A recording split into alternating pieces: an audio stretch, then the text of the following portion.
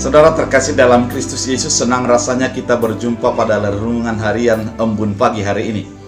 Pada hari ini kita akan diterangi oleh firman Tuhan yang menjadi mengarahkan, menuntun, dan menyegarkan hati kita. Sehingga dengan mendengarkan dan merenungkan firman Tuhan, kita akan bertindak hati-hati dan kita akan berhasil. Yosua 1 ayat 8. Sebelumnya, kita bersatu dalam doa. Damai sejahtera Allah yang melampaui segala akal dan pikiran, itulah yang memelihara hati dan pikiran dalam Kristus Yesus Tuhan. Amin. Saudara terkasih, firman Tuhan untuk kita diambil dari Roma 8 ayat 17. Dalam bahasa Batak Angkola dikatakan, Atong muda danak nire bata hita, gabe panean mahita nagiot manjagit akka pasu-pasu nani pasikop nire bata, diak kadak danak nia.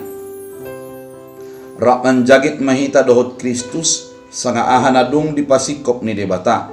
Ake muda manaon nahacit kita rap dohot Kristus, laing dipasangap muse mahita rap dohot ia.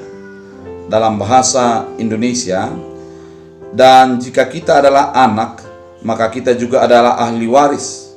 Maksudnya, orang-orang yang berhak menerima janji Allah, yang menerimanya bersama-sama dengan Kristus, yaitu jika kita menderita bersama-sama dengan Dia, supaya kita juga dipermuliakan bersama-sama dengan Dia.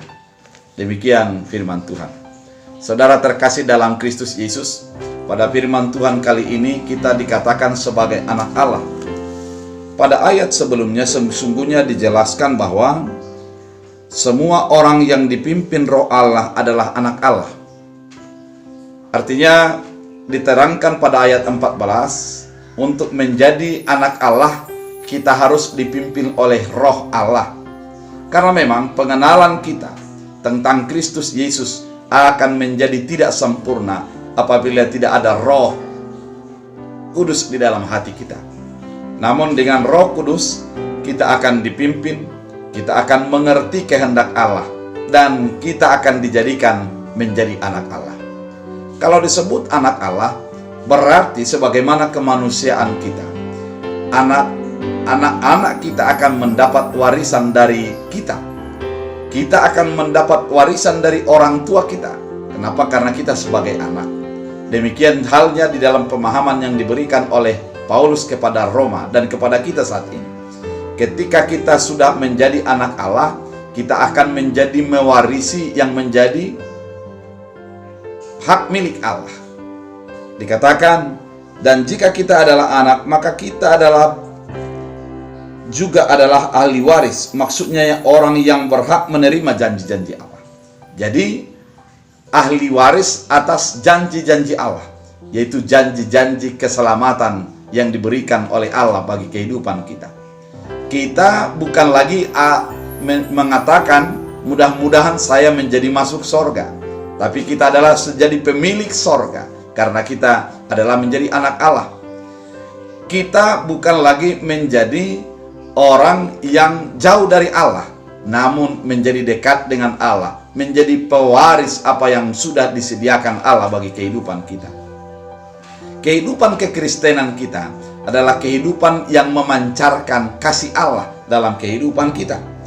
Kemudian dikatakan pada firman Tuhan kali ini, bahwa yang akan menerima bersama-sama dengan Kristus, yaitu jika kita menderita bersama-sama dengan Dia, supaya kita juga dipermuliakan bersama-sama dengan Dia.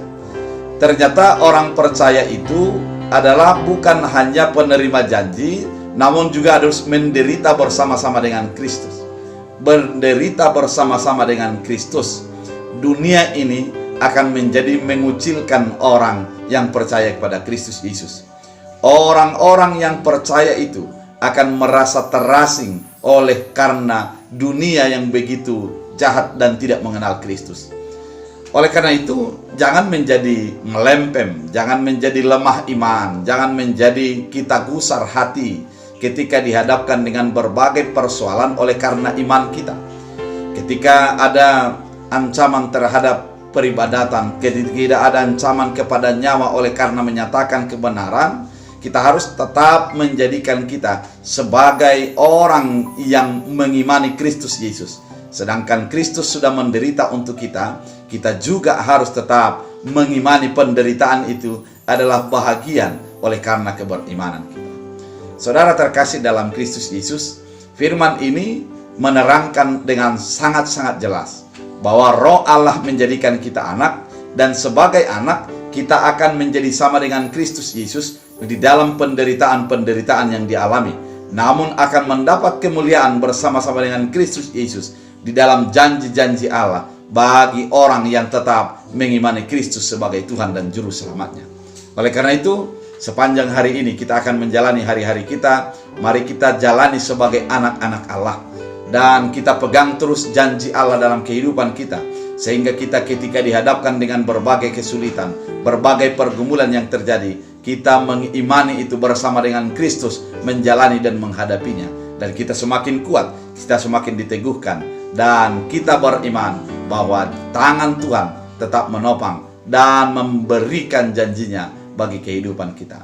Oleh karena itu, selamat menjalani hari ini dengan penuh iman dan penuh sukacita. Kita bersatu dalam doa.